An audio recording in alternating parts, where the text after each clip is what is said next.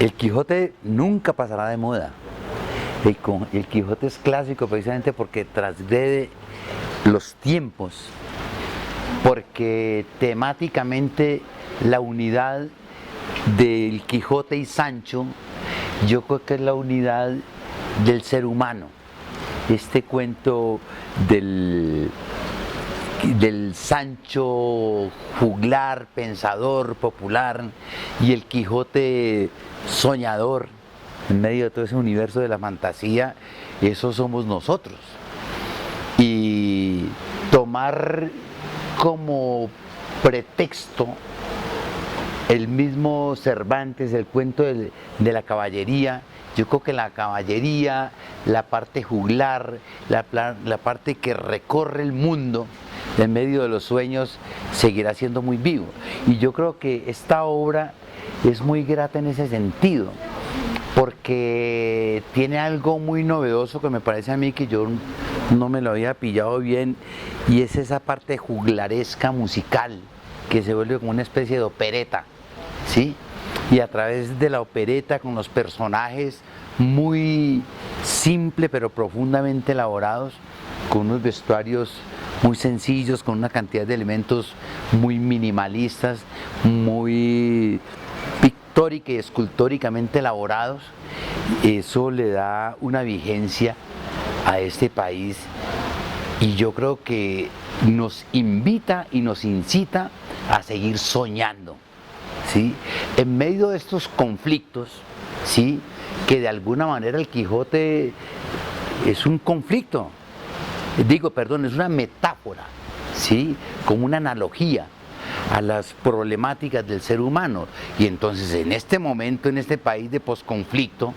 donde nos están ayudando, o nos están más bien formando y dominando con el miedo, yo creo que el lugar de la lúdica, el espacio de la fantasía, el espacio de los sueños, de la utopía, como ustedes mismos lo narran en la película, en la obra, como lo narra el mismo Quijote en sus textos complejos y gratos, que es lo que lo hace personaje grato, ¿sí?, que lo hace, pues para mí, pues yo no soy ningún intelectual, no soy ningún conocedor, pues así, de toda la literatura universal, pero yo creo que el Quijote es de lo más grande que se ha hecho en la literatura española, ¿sí?, y que pueda dar cuenta, ¿sí?, de como un reflejo, ¿sí?, o una interpretación de toda nuestra problemática, porque somos seres humanos, somos seres soñadores, somos seres filósofos, ¿sí?, en el universo del Sancho, ¿sí?, y en el universo de toda esta cantidad de personajes de la Dulcinea. Pues hombre, yo creo que eso tiene una vigencia bastante importante, porque es muy divertida, tiene el elemento musical operático, ¿sí?, popular, que sea muy bienvenida, ¿sí?, y que eso le da esa juglaridad que es muy inherente a nuestra cultura. El manejo de la palabra, el manejo del habla, con un elemento básico re importante que es inherente a nuestra cultura, que es la mamadera de gallo, que es el humor. Yo creo que el humor ayuda como a sacar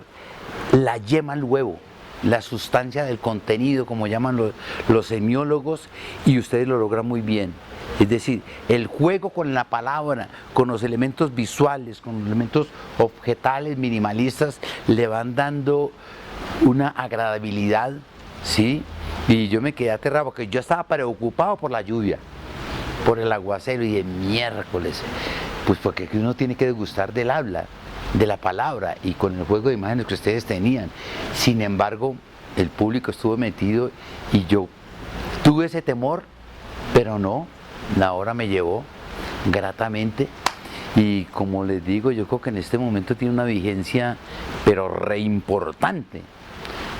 porque esto es lo que hay que enfrentar al miedo